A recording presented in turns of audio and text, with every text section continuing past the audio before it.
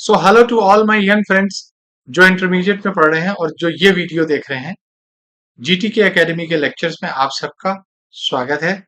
इससे पहले के वीडियो में हमने कवर करा था यूनिफॉर्म सर्कुलर मोशन, जो कि एक इम्पॉर्टेंट टॉपिक है फिजिक्स का। और आज हम कवर करने जा रहे हैं एक बहुत ही इम्पॉर्टेंट टॉपिक जिसका नाम है work power and energy. Work power and energy physics का यानी फिजिक्स में मैकेनिक्स का एक बहुत ही इंपॉर्टेंट टॉपिक है, इंटरमीडिएट पॉइंट ऑफ व्यू से भी और competitive exams point of view से भी। मैंने कोशिश करी है कि आज का वीडियो मैंने ऐसे बनाया है कि आपको ये बहुत आसानी से समझ में आ जाए और आपके कॉन्सेप्ट्स क्लियर हो जाएं, और साथ ही में बहुत अच्छे सॉल्व्ड एग्जाम्पल्स भी हैं। तो अगर आप मेरे साथ प्रैक्टिस करेंगे तो आपको और ज्यादा फायदा होगा और आपको इस टॉपिक के ऊपर एक अच्छा इंसाइट हो जाएगा और कॉन्फिडेंस हो जाएगा। उसके बाद अगर आप अपनी बुक से या जो भी सोर्सेज अवेलेबल हैं उससे आप और प्रॉब्लम्स करें तो आपको इस टॉपिक पे पूरी तरह से कमांड हो जाएगा। तो चलिए बगैर टाइम वेस्ट करते हुए आज का टॉपिक हम शुरू करते हैं, वर्क पावर एंड एनर्जी। तो सबसे पहले हम वर्क की डेफिनेशन से शुरू करते हैं। वर्क की डेफिनेशन क्या है? वर्क की डेफिनेशन यह है कि whenever a force acting on a body produces a change in the position of body, work is said to be done. कोई भी फोर्स अगर बॉडी पर एक्ट कर रहा है, वो उसकी पोजीशन में अगर चेंज कर देता है तो हम कहते हैं कि वर्क हुआ है, फोर्स ने कुछ काम किया है। लेकिन वर्क कब होता है, यहां ये बहुत इंपॉर्टेंट चीज है। Work is said to be done only जब ही काम होगा। प्लीज ध्यान से सुनिएगा इसे, ये बहुत इंपॉर्टेंट है। जब कोई बॉडी जिस पर फोर्स लग रहा है वो कुछ डिस्टेंस मूव करती है in the direction of force, यानी फोर्स की डायरेक्शन में। आपने जूनियर क्लासेस में पढ़ा होगा जो definition, work is equal to force into displacement in the direction of force, ये आपने पढ़ा होगा। तो वर्क उसी वक्त होता है जब फोर्स की डायरेक्शन में बॉडी मूव करे। जैसे कि यहां पिक्चर में हमें दिखाया गया है कि एक फोर्स लग रहा है, इस ब्लॉक को ऊपर को इसे धक्का देके मूव करने की कोशिश की जा रही है, तो ये फोर्स लगाया जा रहा है। फोर्स भी इसी डायरेक्शन में है और मूवमेंट यानी डिस्प्लेसमेंट भी इसी डायरेक्शन में है। अब देखिए फोर्स जो है वो कांस्टेंट हो सकता है, यानी एक सा ही फोर्स लगे। फोर्स वेरिएबल भी हो सकता है, यानी फोर्स टाइम के साथ घटे या बढ़े। तो चलिए हम सबसे पहले work done bye constant force निकालते हैं कि अगर किसी बॉडी पर एक कांस्टेंट फोर्स लग रहा है तो वर्क को हम कैसे निकालेंगे। अभी हमने कहा था कि वर्क को हम कैसे मेजर करेंगे। भाई वर्क को आप मेजर कैसे करेंगे? अभी तो हमने बताया वर्क जब होता है जब कोई बॉडी फोर्स की डायरेक्शन में मूव करे, कुछ डिस्टेंस मूव करे, डिस्प्लेसमेंट हो, यहां तक ठीक है। लेकिन मेजर कैसे करेंगे?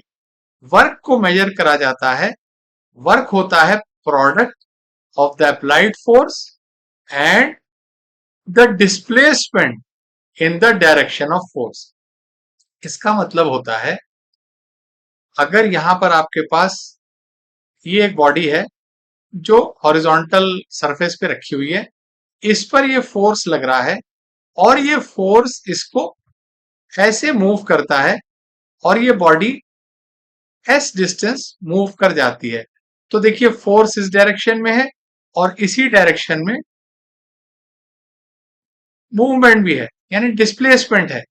तो वर्क क्या होगा? यहां पर हमने बताया कि वर्क होगा प्रोडक्ट किसका? अप्लाइड फोर्स और जो डिस्प्लेसमेंट हुआ बॉडी में, कहा? इन द डायरेक्शन ऑफ फोर्स। ये बहुत इंपॉर्टेंट है। तो इस केस में वर्क किसके बराबर हो गया? एफ इंटू एस, बिल्कुल सिंपल है। लेकिन अगर फोर्स जो है वो थीटा एंगल बनाता है डिस्प्लेसमेंट की डायरेक्शन से, यानी फोर्स ऐसे लग रहा है और ये थीटा एंगल बना रहा है हॉरिजॉन्टल से, क्योंकि बॉडी जो है वो हॉरिजॉन्टली इस डायरेक्शन में मूव कर रही है, तो ये डिस्प्लेसमेंट की हमारे डायरेक्शन है। अब अगर इस तरह का केस हो और बॉडी ऐसे मूव करे वही एस डिस्टेंस पर, तो क्या आप गैस कर सकते हैं कि अब वर्क कितने के बराबर होगा? मुझे उम्मीद है कि कुछ लोगों ने जरूर गैस कर लिया होगा। तो चलिए इसको फिर से रिवाइंड करते हैं, यानी रिप्ले करते हैं। अब क्या करेंगे हम, फोर्स को दो कंपोनेंट में रिजॉल्व करते हैं। एक कंपोनेंट जो डिस्प्लेसमेंट की डायरेक्शन के अलोंग होगा, एफ कॉस थीटा, और एक परपेंडिकुलर होगा। अब इसको रिप्ले करा जाए। अब आप देखिए कि फोर्स के दो कंपोनेंट हैं, एफ कॉस थीटा, इसकी डायरेक्शन में डिस्प्लेसमेंट हुआ एस, लेकिन एफ साइन थीटा की डायरेक्शन में क्या डिस्प्लेसमेंट हुआ? जीरो, कोई डिस्प्लेसमेंट नहीं हुआ। तो यहां पर वर्क किसके बराबर होगा? तो वर्क बराबर होगा फोर्स ये वाला इनटू डिस्प्लेसमेंट इसकी डायरेक्शन में, यानी वर्क बराबर होगा F cos theta into S. इसको लिखेंगे F into S cos theta. अब देखिए फोर्स क्या है, वेक्टर या स्केलर? तो आप बोलोगे वेक्टर है। एस डिस्प्लेसमेंट ये क्या है? ये भी वेक्टर है। तो दो वेक्टर यहां मल्टीप्लाई हो रहे हैं, तो दो वेक्टर दो तरह से मल्टीप्लाई हो सकते हैं, उनका प्रोडक्ट स्केलर हो या उनका प्रोडक्ट वेक्टर हो। तो यहां है वर्क, वर्क है कि स्केलर क्वांटिटी, इसका मतलब है फोर्स और डिस्प्लेसमेंट मल्टीप्लाई होकर एक स्केलर बना रहे हैं। और जब दो वेक्टर मल्टीप्लाई होकर स्केलर बनाते हैं तो उसको क्या कहते हैं हम? स्केलर प्रोडक्ट या डॉट प्रोडक्ट। तो हम लिखेंगे एफ डॉट एस। तो वर्क बराबर हो जाएगा जो स्केलर है एफ डॉट एस, और ये बराबर होगा mod F into mod S into cos theta, या जहां थीटा एंगल है एफ और एस के बीच में। तो इसका मतलब ये हुआ कि वर्क जो है वो स्केलर प्रोडक्ट है फोर्स और डिस्प्लेसमेंट वेक्टर का। तो हम अगर वेक्टर फॉर्म में लिखेंगे तो वर्क बराबर एफ डॉट एस। मुझे उम्मीद है कि ये बिल्कुल क्लियर हो गया होगा आपको। अब यूनिट और डायमेंशंस ऑफ वर्क। तो सबसे पहले हम वर्क की डायमेंशन देखते हैं क्या है। देखिए वर्क बराबर है फोर्स इनटू डिस्प्लेसमेंट, और फोर्स क्या होता है? Mass into acceleration into displacement. और मास की यूनिट क्या होती है? एम। एक्सेलरेशन, मास की डायमेंशन एम, एक्सेलरेशन की एल टी -2, और डिस्टेंस की वो भी एल। तो इसकी डायमेंशन हो गई M L2 T -2, ML2 T -2, या हम इसे ऐसे भी लिख सकते हैं, फोर्स इंटू डिस्प्लेसमेंट है तो न्यूटन इंटू मीटर, या लिख सकते हैं m इंटू ए kg इंटू मीटर पर सेकेंड स्क्वायर इंटू मीटर, इस तरह से भी लिख सकते हैं।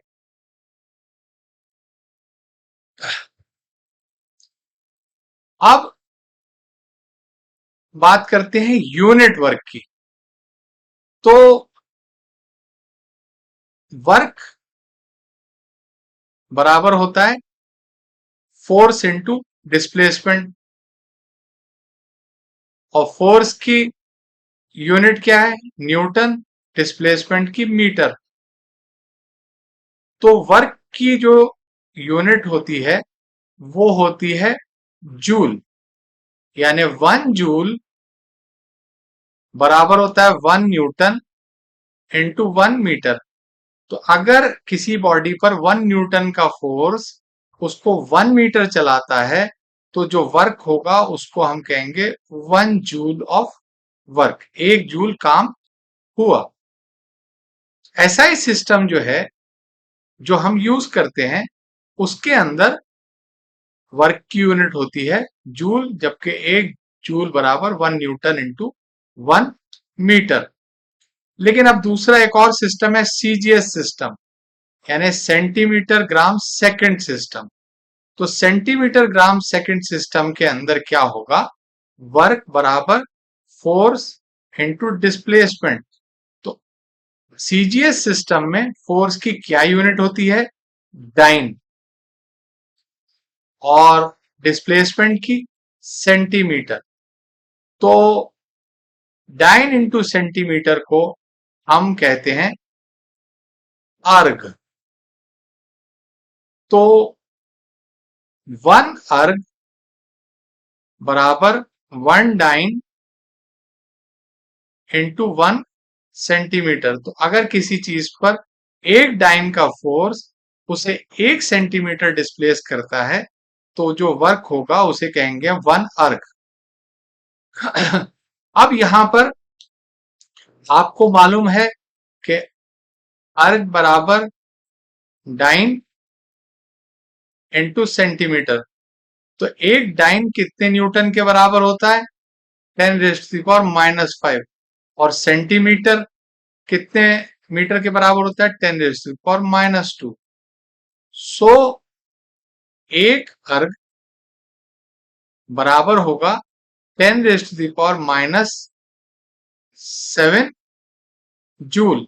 यानी 1 जूल बराबर होगा 10⁻⁷ अर्ग। तो ये मैंने आपको इसलिए बताया कि अक्सर सीजीएस सिस्टम में भी कभी कभी चीजें दे दी जाती हैं, वो आपको पता होना चाहिए, वहां आप कंफ्यूज ना हो। अब बात करते हैं नेचर ऑफ वर्क डन।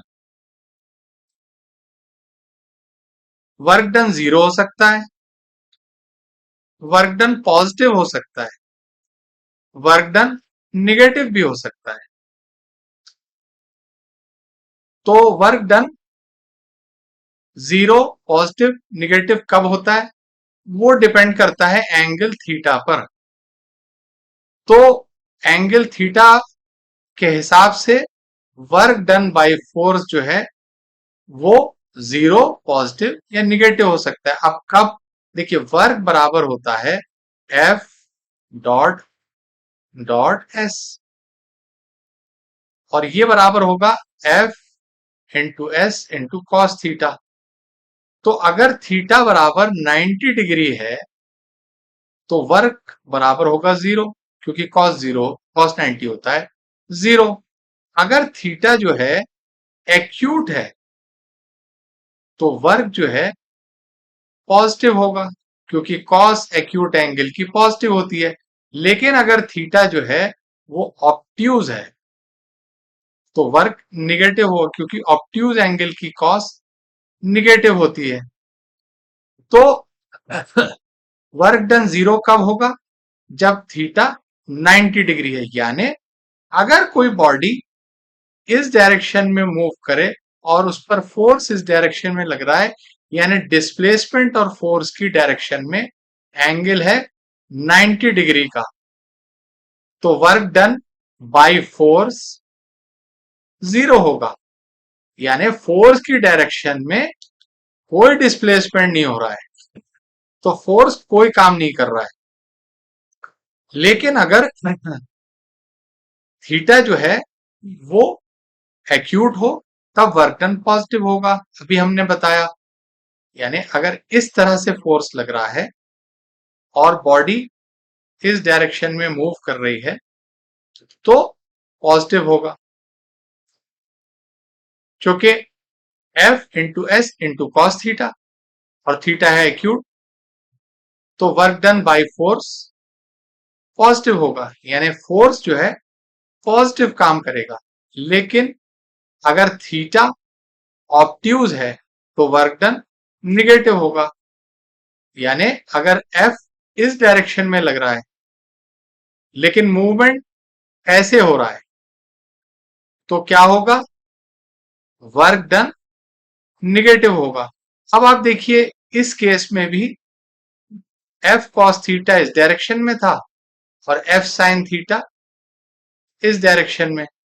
तो यह है एफ कॉस थीटा, यह है एफ साइन थीटा। तो साइन थीटा की डायरेक्शन में तो कोई भी काम नहीं हुआ, एफ कॉस थीटा की डायरेक्शन में डिस्प्लेसमेंट हुआ तो पॉजिटिव हो गया। लेकिन इस वाली फिगर में थर्ड में एफ का कंपोनेंट इस डायरेक्शन में है और एक है परपेंडिकुलर, तो परपेंडिकुलर कंपोनेंट की डायरेक्शन में तो डिस्प्लेसमेंट नहीं हुआ, इस वाले कंपोनेंट की डायरेक्शन के उल्टा डिस्प्लेसमेंट हुआ, यानी इस डायरेक्शन में, इसीलिए निगेटिव हो गया यहां पर। मुझे उम्मीद है कि आपको क्लियर हो गया होगा। अब चलिए हम कुछ एग्जाम्पल्स ले लेते हैं नेचर ऑफ वर्क डन पर, जहां पर वर्क डन 0 है जब थीटा 90 डिग्री है। अगर कोई कुली कोई लोड लेके सर पे अपने हॉरिजॉन्टल प्लेटफॉर्म पे चलता है, तो ये कुली है मान लीजिए, और अपने सर पे कुछ लोड लेके जा रहा है ऐसे इस डायरेक्शन में, तो देखिए यहां पर फोर्स लग रहा है ग्रेविटी का नीचे और डिस्प्लेसमेंट इस डायरेक्शन में हो रहा है। तो फोर्स और डिस्प्लेसमेंट के बीच में एंगल है 90 डिग्री। तो work done by coolie against gravity is 0, यानी कुली ग्रेविटी के अगेंस्ट में कोई काम नहीं कर रहा है, या ग्रेविटी जो है फोर्स कोई काम नहीं कर रहा है। कैसे? देखिए ये कुली है लेके चल रहा है, ग्रेविटी नीचे को एक्ट कर रही है और इसका डिस्प्लेसमेंट जो है वो ग्रेविटी के परपेंडिकुलर, ग्रेविटी की डायरेक्शन में कोई डिस्प्लेसमेंट नहीं है। तो ग्रेविटी के अगेंस्ट कोई काम नहीं कर रहा है। अब अगर आप किसी कुली से ये कह दें जो 200-300 मीटर चल के आपका सामान लेके जाए कि भी तुमने तो फिजिक्स की डेफिनेशन के हिसाब से कोई काम ही नहीं किया, तो लड़ने लगेगा। एक्चुअली ये बात भी पूरी तरह से सही नहीं है। ग्रेविटी के अगेंस्ट में काम नहीं कर रहा है लेकिन फ्रिक्शन के अगेंस्ट में काम कर रहा है। दूसरी एग्जाम्पल, अगर कोई सैटेलाइट किसी सर्कुलर ऑर्बिट में अर्थ के रिवॉल्व कर रहा है, यहां भी थीटा 90 डिग्री है। ये देखिए ये सैटेलाइट अर्थ के चारों तरफ सर्कुलर ऑर्बिट में रिवॉल्व कर रहा है। तो यहां पर work done by gravitational force जो कि सेंट्रीपिटल फोर्स है, ये है आपका ग्रेविटेशनल फोर्स। अब देखिए डिस्प्लेसमेंट जो है वो इस डायरेक्शन में है और तो ये 90 डिग्री बना रहा है।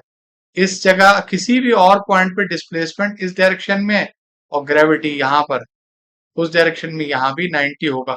तो ग्रेविटी की डायरेक्शन, ग्रेविटेशनल फोर्स या सेंट्रीपिटल फोर्स की डायरेक्शन और डिस्प्लेसमेंट की डायरेक्शन हमेशा परपेंडिकुलर रहेगी। तो यहां पर भी work done by the gravitational force जो कि सेंट्रीपिटल फोर्स है ऑन सैटेलाइट 0 होगा। तो कुछ और एग्जांपल्स ले लेते हैं, लेकिन इससे पहले अभी हमने डिस्कस करा work done by the force, work done against the force. देखिए अगर आपके पास ये कोई ऑब्जेक्ट है, इस पर ग्रेविटी का फोर्स लग रहा है mg, तो फोर्स है mg। अब आप इसे यहां लेके आते हो, हाइट h पर लेके जाते हो, तो फोर्स इस डायरेक्शन में, डिस्प्लेसमेंट इस डायरेक्शन में। तो work done by the force किसके बराबर होगा? -mg इंटू एच, क्योंकि ये वर्क डन जो है डिस्प्लेसमेंट फोर्स की उल्टी डायरेक्शन में है, तो ये होगा वर्क बाय द फोर्स। लेकिन work done against the force वो mgh होगा, ये होगा work done against the force. ठीक, मुझे उम्मीद है कि आपको क्लियर हो गया होगा। अब चलिए, वर्क डन पॉजिटिव कब होता है? जब थीटा एक्यूट हो। एक बॉडी जो है वो फ्रीली फॉल कर रही है ग्रेविटी में, जहां थीटा जो है उसकी वैल्यू 0 डिग्री है, तो work done by the gravity positive होगा। ये दो ऑब्जेक्ट्स नीचे गिर रहे हैं और ग्रेविटी फोर्स इस डायरेक्शन में एक्ट कर रहा है। थीटा जो है वो एक्यूट है, यानी 90 से कम है, तो कोई भी वैल्यू 0 और 90 तक हो सकती है। यहां पर ये 0 है, तो देखिए फोर्स की भी यही डायरेक्शन है और डिस्प्लेसमेंट भी इसी डायरेक्शन में हो रहा है, तो वर्क डन पॉजिटिव है। यहां पर थीटा 0 है, लेकिन वो 0-90 के बीच में कुछ भी होगा तो वर्क डन पॉजिटिव होगा। दूसरी एग्जांपल ये है कि एक रोलर को कोई पुल कर रहा है फोर्स अप्लाई करके, ऐसे ये फोर्स लग रहा है और डिस्प्लेसमेंट इस डायरेक्शन में हो रहा है, तो डिस्प्लेसमेंट की डायरेक्शन से क्या एंगल बना रहा है? ये एंगल, और ये एंगल एक्यूट है, तो यहां भी work done by the force positive है। वर्क डन निगेटिव कब होगा? जब थीटा ऑब्ट्यूज हो। 90 से बड़ा कोई भी एंगल हो सकता है, 90 से ऊपर 180 तक। अब 180 वाली एग्जांपल लेते हैं कि अगर कोई बॉडी स्लाइड कर रही है रफ हॉरिजॉन्टल सरफेस पे, यहां पर थीटा ऑब्ट्यूज है। क्यों? ये बॉडी है, ये इधर मोशन कर रही है, तो फ्रिक्शन किधर लगेगा? इस डायरेक्शन में, तो फोर्स लग रहा है उल्टी डायरेक्शन में मोशन के, यानी डिस्प्लेसमेंट के। तो फोर्स और डिस्प्लेसमेंट के बीच में एंगल क्या है? फोर्स लग रहा है इस डायरेक्शन में, डिस्प्लेसमेंट हो रहा है इस डायरेक्शन में, तो इनके बीच में एंगल है 180 डिग्री। यह है फोर्स, यह है डिस्प्लेसमेंट की डायरेक्शन। तो यहां पर work done by the force negative होगा, ठीक है, लेकिन अगेंस्ट द फोर्स पॉजिटिव हो जाएगा। एक बॉडी है जो हमने ऊपर थ्रो करी वर्टिकली, ऐसे। अब यहां फोर्स लग रहा है जी डाउनवर्ड डायरेक्शन में, लेकिन डिस्प्लेसमेंट हो रहा है इस डायरेक्शन में, मूव तो इसी डायरेक्शन में कर रही, तो यहां भी डिस्प्लेसमेंट और फोर्स की डायरेक्शन में जो एंगल है वो 180 डिग्री है, ऑब्ट्यूज एंगल, तो वर्क डन जो है वो निगेटिव होगा। तो मुझे उम्मीद है कि जो भी अभी तक मैंने डिस्कस किया वो आपको क्लियर हो गया होगा, आपको समझ में आ गया होगा। तो चलिए अब बात करते हैं work done bye a variable force. अभी तक हमने बात करी थी work done bye a constant force. अगर फोर्स कांस्टेंट है तो वर्क डन कैसे निकालेंगे? अब हम बात करते हैं अगर फोर्स वेरिएबल है, फोर्स चेंज कर रहा है डिस्प्लेसमेंट के साथ, तो उसकी एग्जांपल्स, जैसे अगर रॉकेट जो है ऊपर को फायर किया जाता है, तो क्या होता है जब रॉकेट जाता है तो उस पर जो फोर्स ग्रेविटी का लग रहा है वही चेंज होता है, क्योंकि ग्रेविटी हाइट के साथ चेंज होती है। या अगर आप किसी स्प्रिंग को कंप्रेस करें या स्ट्रेच करें तो फोर्स कंप्रेशन या स्ट्रेचिंग के साथ बदलता है, जितना ज्यादा स्ट्रेच करेंगे उतना ज्यादा फोर्स होगा, तो वहां फोर्स जो है वो डिस्प्लेसमेंट के साथ वेरी कर रहा है, कांस्टेंट नहीं है। ऐसा केस हो तो हम क्या करेंगे? आप मान लीजिए फोर्स और डिस्प्लेसमेंट के बीच में कर्व खींचते हैं तो वो कुछ इस तरह का आएगा। अगर फोर्स कांस्टेंट होता तो वो ऐसे आता, एक ही वैल्यू होती फोर्स की तो कर्व ऐसे आता, लेकिन फोर्स कांस्टेंट नहीं है और हमें वर्क निकालना है डिस्प्लेसमेंट x1 से x2 तक, तो कैसे निकालेंगे?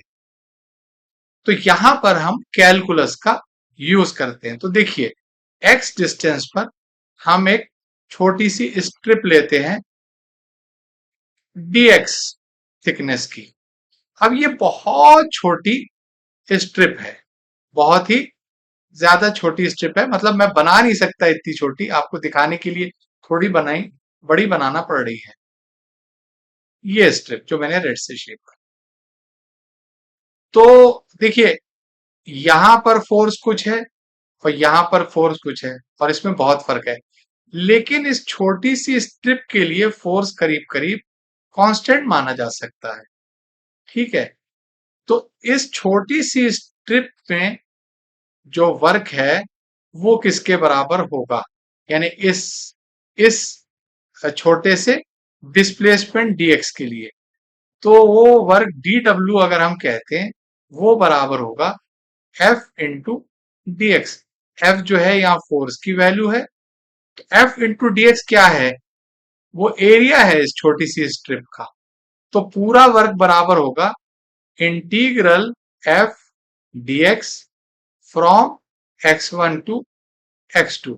इसको इंटीग्रेट कर देंगे तो क्या आएगा, फाइनली ये पूरा एरिया आ जाएगा x1 से x2 तक। तो this will be equal to, ये बराबर होगा एरिया अंडर द कर्व। तो फोर्स और डिस्प्लेसमेंट के बीच में अगर आप कर्व बनाएंगे तो एरिया अंडर द कर्व जो है वो वर्क को रिप्रेजेंट करता है। और यहां पर मान लीजिए ये एरिया ए है तो ये ए हो जाएगा। मुझे उम्मीद है कि आपको क्लियर हो गया होगा कि जब फोर्स वेरिएबल हो तो हम वर्क कैसे निकालें। अब एक बहुत इंपॉर्टेंट चीज को डिस्कस करते हैं, वो है कंजर्वेटिव और नॉन कंजर्वेटिव फोर्सेस। तो कंजर्वेटिव फोर्स किसे कहते हैं?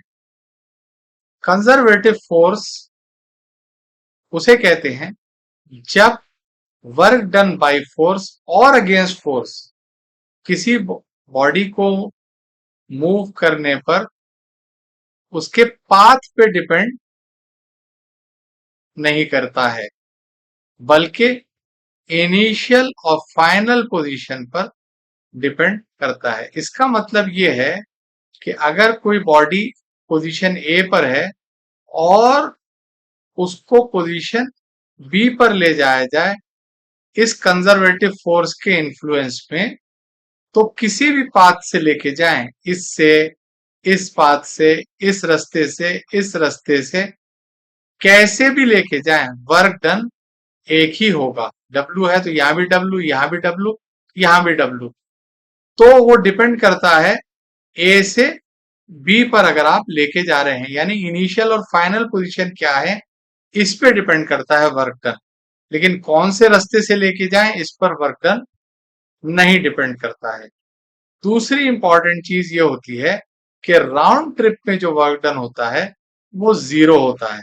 यानी ए से बी पर अगर आप लेके जाएं और फिर बी से ए पर लेके आए, तो अगर यहां पर डब्ल्यू है तो इधर माइनस डब्ल्यू होगा, यानी टोटल वर्क डन जो है डब्ल्यू माइनस डब्ल्यू ये बराबर जीरो हो जाएगा। तो कंजर्वेटिव फोर्स की क्या एग्जाम्पल्स हैं?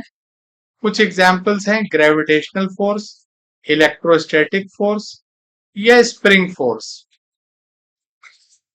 सेंट्रल फोर्स जो है वो कंजर्वेटिव फोर्स होते हैं। सेंट्रल फोर्स हमेशा डायरेक्टेड टुवर्ड्स या अवे फ्रॉम फिक्स पॉइंट होते हैं।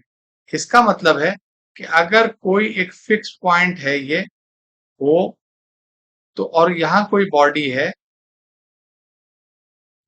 पी पॉइंट पर, तो इस पर जो फोर्स लगेगा तो या तो फिक्स पॉइंट की तरफ होगा या अवे होगा, इसी लाइन में होगा। कोई दूसरी पॉइंट पी डैश है, यहां पर भी या तो ओ की तरफ होगा या ओ के इस डायरेक्शन में होगा। इसको कहते हैं हम सेंट्रल फोर्स।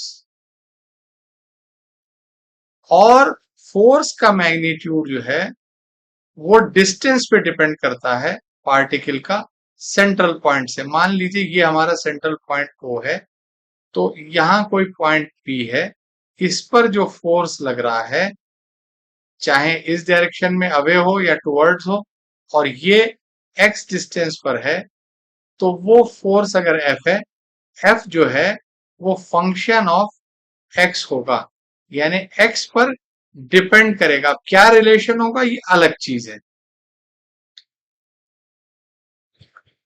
तो सेंट्रल फोर्स जो है कंजर्वेटिव होता है। इस पे थोड़ी सी और मैं आपको क्लैरिटी लाने की कोशिश करता हूं। अब जैसे ग्रेविटेशनल फोर्स है हमारा, ये एक कंजर्वेटिव फोर्स है। हमारी अर्थ है, ये उसका सेंटर है। तो यहां पर हमने ये लाइंस ड्रॉ करी, तो किसी भी जगह कोई बॉडी हो, यहां या यहां, हमेशा ये अट्रैक्टेड होगी सेंटर ऑफ अर्थ की तरफ। जहां ये सेंटर ऑफ अर्थ जो है वो सेंट्रल पॉइंट है, किसी भी जगह हो, यहां पर हो ऐसे, तो फोर्स सेंट्रल पॉइंट की तरफ लगेगा। अब यहां पर अगर कोई पॉइंट ए है, इस पर एक बॉडी है, और इस बॉडी को एक सर्किल में घुमाया जाए इस तरह से, तो कितना वर्क डन होगा आप गैस कर सकते हैं? मुझे उम्मीद है कुछ लोगों ने जरूर गैस करा होगा। वर्क डन 0 होगा। क्यों?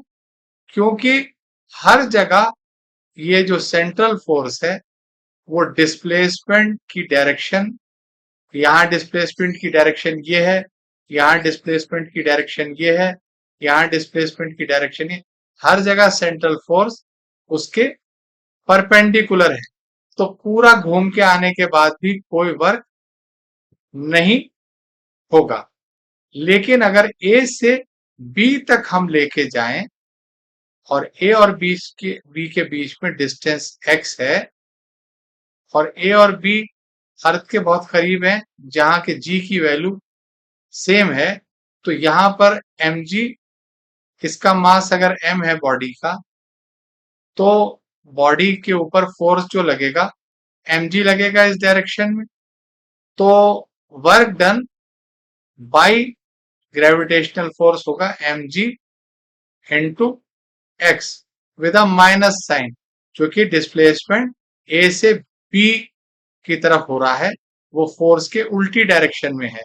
तो work from A to B बराबर होगा minus M G X, and work from B to A ये बराबर होगा एम जी एक्स। क्योंकि यहां पर इस डायरेक्शन में लेके जा रहे हैं, तो डिस्प्लेसमेंट भी उसी डायरेक्शन में है, फोर्स भी उसी डायरेक्शन में। तो देखिए राउंड ट्रिप पे वर्क डन 0 हो गया। अब ए से बी तक आप चाहे ऐसे लेके जाइए, चाहे ऐसे लेके जाइए, चाहे ऐसे लेके जाइए, चाहे किसी तरह से भी लेके जाइए, वर्क डन जो है वो सेम होगा, और वो बराबर होगा mg x के। क्योंकि mg की डायरेक्शन में सिर्फ x डिस्टेंस ही बॉडी मूव करेगी, चाहे आप कैसे ही लेके जाइए। इसी तरह से अगर B से आप एक C पॉइंट पर इसी सर्किल में लेके जाएं, तो कोई वर्क नहीं होगा, क्योंकि देखिए B से C तक हर जगह डिस्प्लेसमेंट फोर्स के परपेंडिकुलर है। लेकिन हाँ, अगर A से C तक लेके जाएं, तो किसी तरह से भी लेके जाएं, हम ऐसे लेके चले जाएं या ऐसे लेके चले जाएं, वर्क डन एक ही होगा, और वो इत्तेफाक से mgx के बराबर ही होगा, क्योंकि A से C तक जाने में उतना ही वर्क डन होगा। Work done by force minus mgx होगा। तो इस रास्ते से लेके जाइए, इस रास्ते से लेके जाइए, किसी भी रास्ते से आप लेके जाइए। अब अगर इलेक्ट्रोस्टैटिक फोर्स हो, जैसे ये पॉजिटिव चार्ज है और यहाँ एक प्लस चार्ज है निगेटिव, तो बिल्कुल उसी तरह से यहाँ लाइंस आप बना सकते हैं। देखिए यहाँ पर स्फेरिकल सिमेट्री है, ये हमने 2 डायमेंशनल फिगर बनाई, लेकिन आप इसको स्फीयर समझ सकते हैं। जो सर्किल है ये स्फीयर, यहाँ स्फेरिकल सिमेट्री होती है इस तरह के फोर्सेस में। तो यहां पर भी फोर्स जो है बिल्कुल ग्रेविटी की तरह इस डायरेक्शन में काम कर रहा है। तो आप अगर इस नेगेटिव चार्ज को पूरे इस रेड सर्किल में घुमाएंगे कोई वर्क नहीं होगा, लेकिन ए से बी तक लेके जाएंगे तो वर्क होगा। बाई फोर्स नेगेटिव बी से ए तक लाएंगे तो बाई फोर्स पॉजिटिव, बी से सी तक लेके जाएंगे कोई वर्क नहीं होगा, लेकिन ए से बी तक सी तक लेके जाएंगे वर्क होगा। अब ए से बी तक आप किसी भी रास्ते से लेके जाइए, वर्क डन सेम ही होगा। अगर पॉजिटिव के बजाय यहाँ नेगेटिव के बजाय पॉजिटिव टेस्ट चार्ज हो, अब यहां पर फोर्स इस डायरेक्शन में लगेगा। तो हमने कहा था कि फोर्स जो है वो सेंट्रल पॉइंट की तरफ हो सकता है या उसकी डायरेक्शन अवे भी हो सकती है। बाकी सब चीजें बिल्कुल सेम है पिछले केसेस की तरह। तो मुझे उम्मीद है कि ये आपको क्लियर हो गया होगा।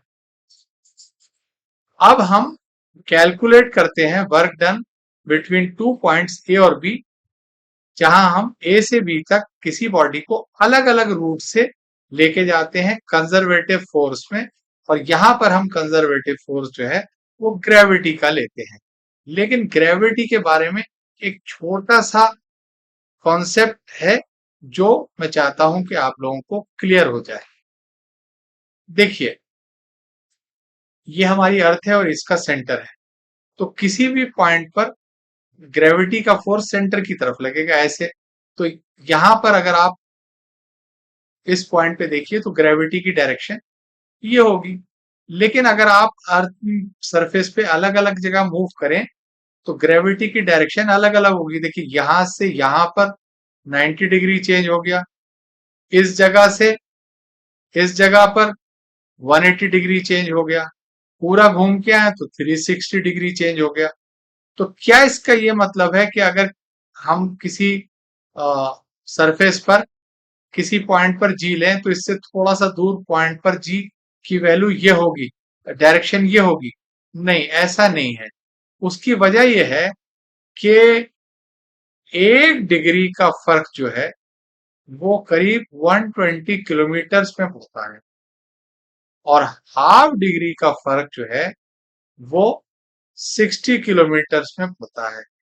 अगर हम फ्यू मीटर्स लें या 1-2 किलोमीटर ही लें तो वहां जी को हम करीब करीब पैरेलल ही मान सकते हैं अलग अलग जगहों पे। तो मुझे उम्मीद है कि आपको क्लियर हो गया होगा।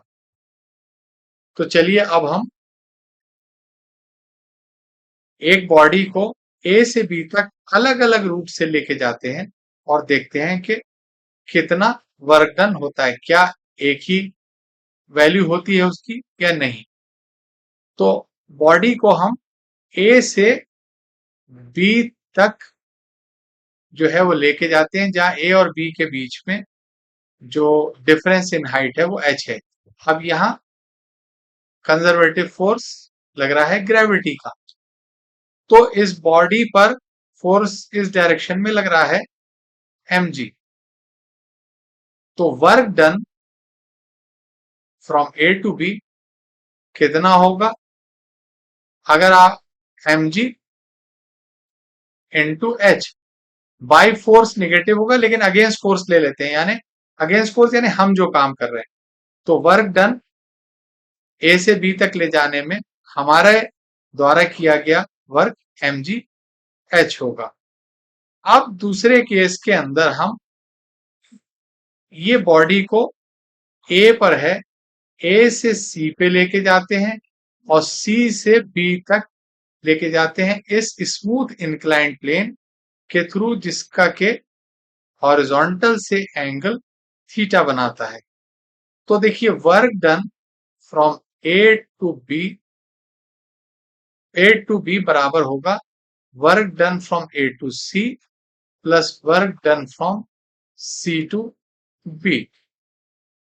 लेकिन work done from A to C जो है वो तो हो जाएगा 0, क्योंकि यहां पर फोर्स एक्ट कर रहा है इस डायरेक्शन में और डिस्प्लेसमेंट हो रहा है फोर्स के परपेंडिकुलर 90 डिग्री, तो ये तो 0 हो जाएगा। तो work done from A to B बराबर होगा work done from C to B. अब हम देखते हैं सी से बी तक ले जाने में कितना वर्क करना पड़ता है। तो work done from C to B ये बराबर होगा, तो चलिए बॉडी को इंक्लाइन प्लेन पे अगर आप रखिए तो बॉडी का वेट नीचे काम करेगा, वेट का एक कंपोनेंट mg cos थीटा, ये reaction weight mg cos theta reaction को बैलेंस करेगा, और